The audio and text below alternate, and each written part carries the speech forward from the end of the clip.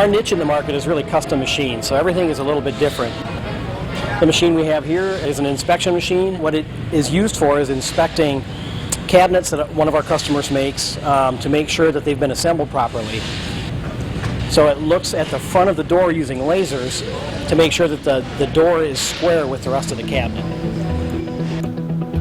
We have engineers that design this equipment. We have controls engineers that program the equipment. We have electricians that wire it. We have machinists that make the parts and mechanics that assemble it.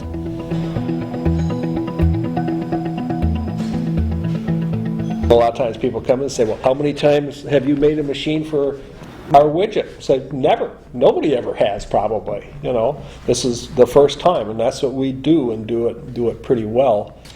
We have the coolest jobs around because you're dreaming this stuff up. I think so. You're inventing something every day of the week, and you get to invent it out of thin air, and then you watch it work.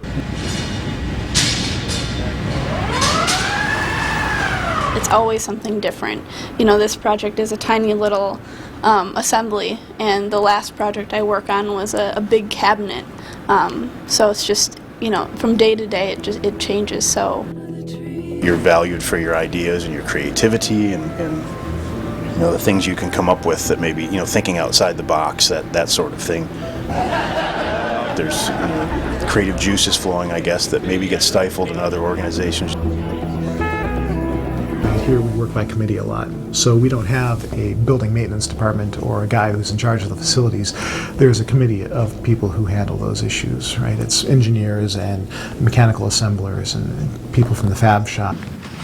So every year you get to kind of make a choice of which committees you're on, and every time you go on a new committee you learn a new facet of the business.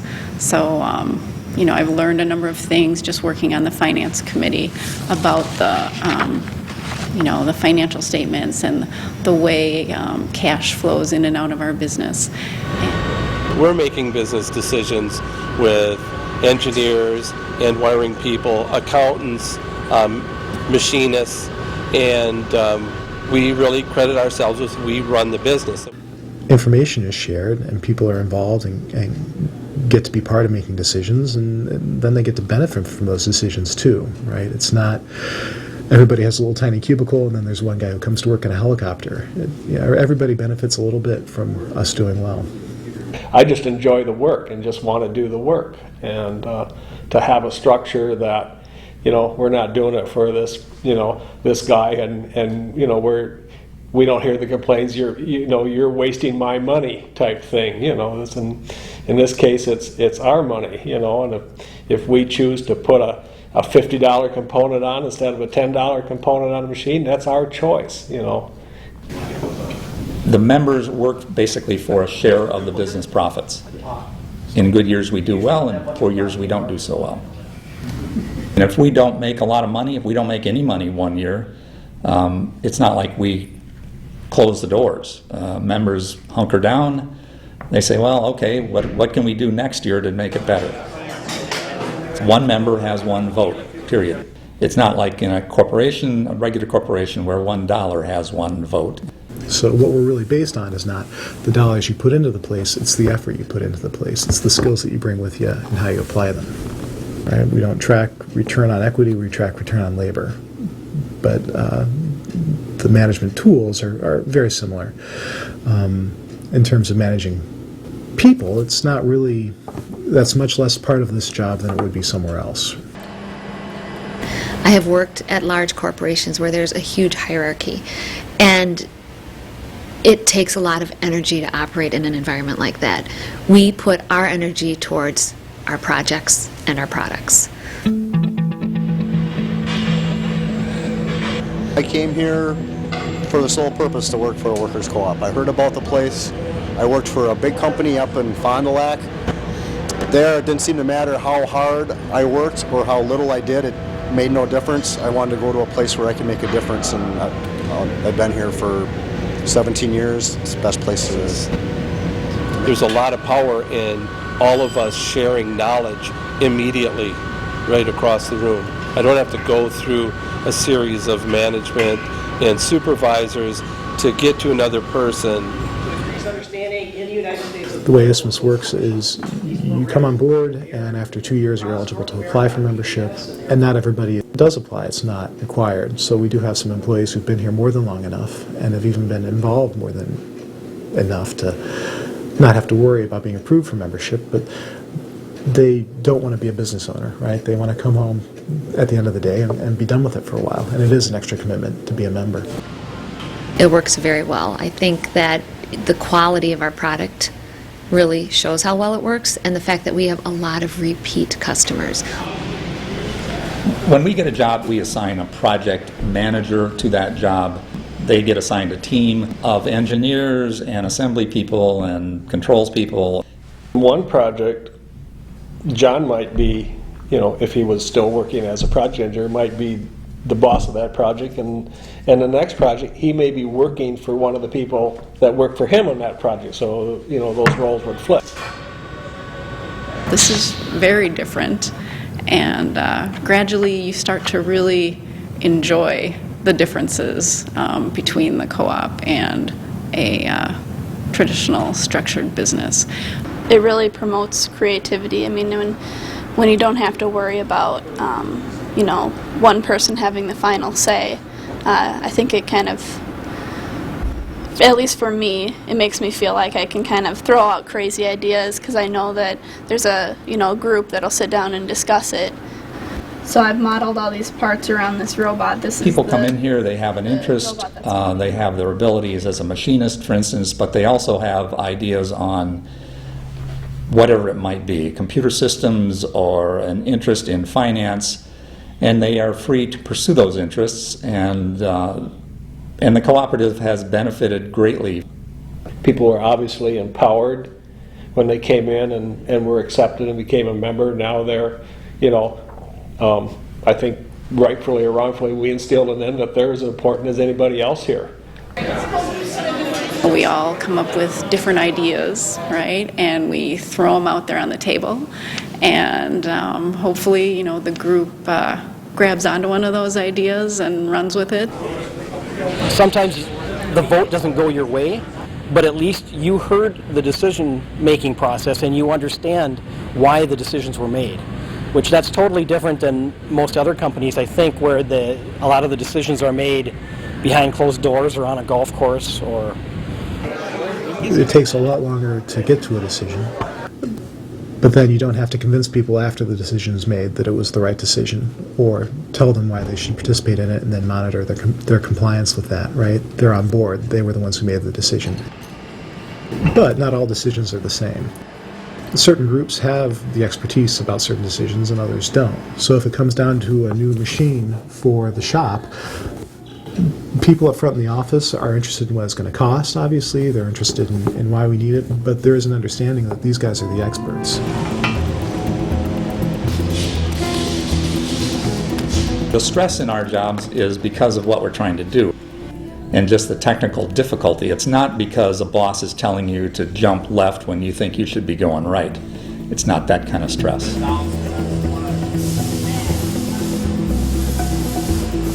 Most other companies, I couldn't share in the decision making because I wouldn't have a vote. At the end of the day, if the work I did produced profit, I wouldn't get to share in that because it would be going somewhere else. If I was concerned about what this was doing to the community, if I worked for another business, that wouldn't matter.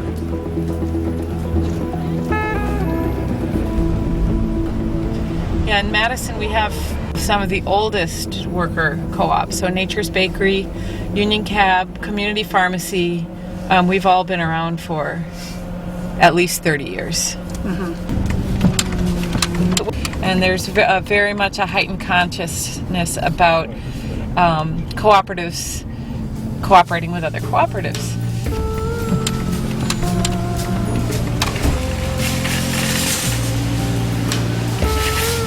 So Willie Street Co-op is a food co-op. It's got over 20,000 consumer members. It's been around since 1974, and it's grown by leaps and bounds. And even with the entrance of stores like Whole Foods onto the market, Willie Street Co-op has done nothing but grown. Here's Nature's Bakery Co-op. They have a really nice banner.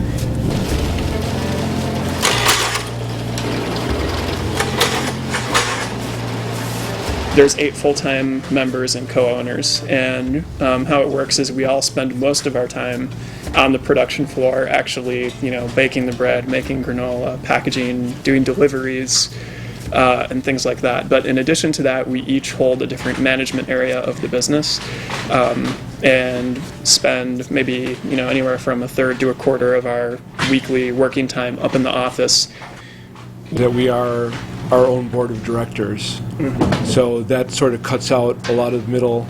And also, I think one of the neat things about this cooperative is that the people who started it are long gone, and we've struggled through a lot of times and periods of businesses ups and downs, and have been able to do that with the sacrifices of always the people that were here at the time. Because it's such a small number of us, there's only 8 of us, it's very easy for us to be in communication with each other on a daily basis. Working within the cooperative model, I feel a lot more motivated to just be efficient and do things well, because it only serves to benefit me and the other people who work here. Self-organized workers' businesses just make sense. We think more in terms of how do we keep our jobs than how do we improve our bottom line. Now, obviously our bottom line is important because without a profitable business, we don't have jobs. But we're able to think a lot more creatively about how we do that when our priorities are the people who work in the enterprise.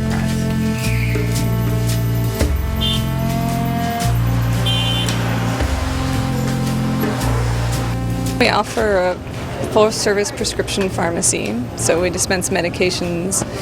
We also have a health and beauty section where we have natural beauty products, chemical-free body care.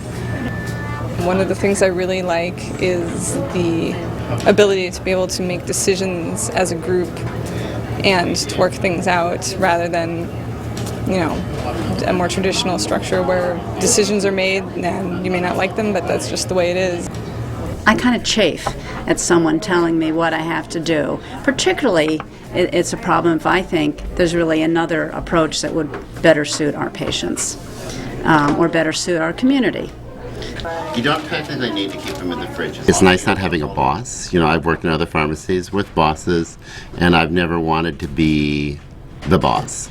And also, I grew up and went to college in the 60s and the 70s, and it was a pretty radical time. And working in a traditional pharmacy was always harder for me because it's a pretty conservative environment.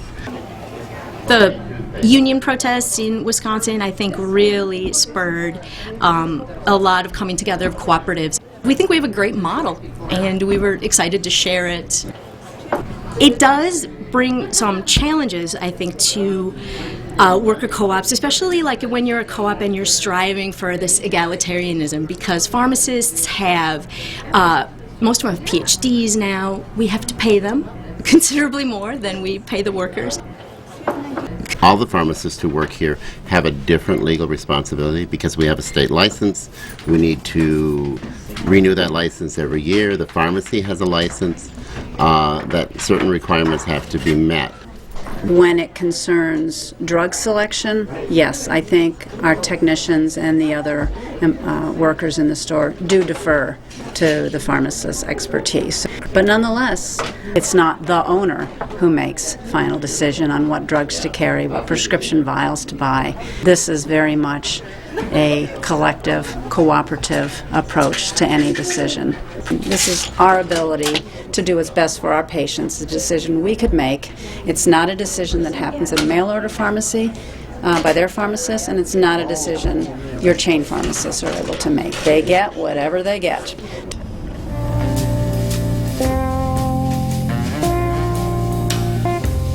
Union Cab is a worker co-op that came from a history of labor struggle. The drivers went on strike because of really poor working conditions and shut down the business. And so the owner was, in the end, forced to sell. And what happened was the workers, the dispatchers, and the drivers realized that they had all the skills needed to run the business. So we will be getting rid of all of the gas-guzzling Crown Victorias within the next 6 months or so. We already have 20 Toyota Priuses in our fleet, and it's actually less expensive to run them because of the cost of fuel is our number 2 expense after wages. And we should hopefully find you and be right on time, 7 o'clock. So what we're seeing is the dispatcher looking at the map of the city, seeing where all the cabs are, and he's matching the calls with the cabs. Our company trusts us to work in the most productive way for ourselves and the company. And we in turn trust the company not to screw us over because we're part of the company, and anything that happens within the company we have a little bit of say in. Oh, it's great. It's way better than the corporations I've worked in before. As a member, you're also an owner, and you have the same voice as every other owner. Everybody has one share, one vote. Really makes you feel involved with the business. It's just not making money for the top 1% of the people working here. It's making money for everybody. This is my way bill, my charge slips. I needed a job like right now. You know, I had $25 in my pocket and a car and a tank of gas and 2 kids. And by the end of the day, well, the next day, I had tip money in my pocket, and within the next week I had a paycheck. Co-op issues and co-op living have always been part of my life, whether it was food buying co-ops, daycares, credit unions, work environments. That's been the common thread throughout my adult life. The flexibility, the sense of control of being able to have some influence over my workspace. Even though I was in middle management in corporate environments in the past, at the end of the day, the profits went to somebody else and the decision making was done by somebody else. Yes.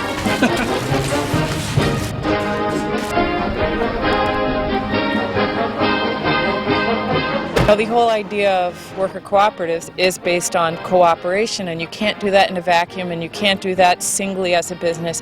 You've got to build networks regionally, nationally, internationally to build a more fair and just economy.